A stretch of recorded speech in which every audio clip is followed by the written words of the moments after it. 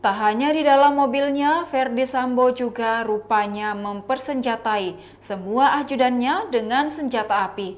Barada Richard Eliezer selama ini menggunakan senjata api Glock 17.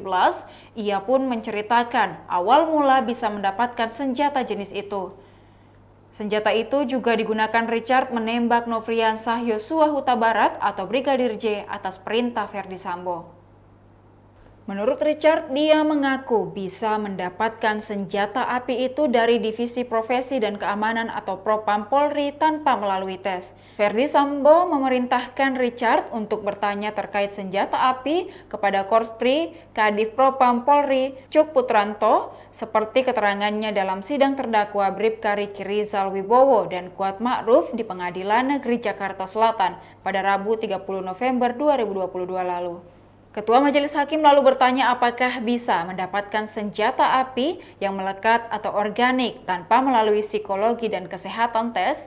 Namun jawaban Richard mungkin saja karena itu perintah Verdi Sambo. Richard kemudian diminta datang ke kantor Propam Polri untuk mengambil senpi bersama seniornya, Barada Sadam. Ada 2 senjata, 1 HS dan 1 Glock. Saat mengambil senpi itu, Eliezer mengaku mulanya ingin menggunakan jenis HS karena sudah terbiasa latihan menggunakan pistol itu ketika bertugas di Brimob. Namun karena Barada Sadam juga ingin menggunakan senjata tersebut, akhirnya ia mengambil pistol jenis Glock 17. Ia pun membenarkan bahwa setiap ajudan Verdi Sambo dibekali 1 senjata api dari Propam Polri. Baradae menjabarkan dirinya menggunakan Glock 17 sama seperti ajudan bernama Matius dan Azan Romer.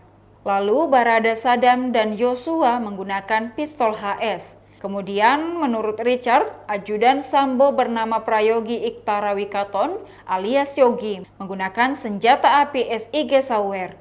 Richard mengaku tidak mengetahui jenis senjata api yang digunakan Bribka Riki Rizal dan Daden Miftahul Haq.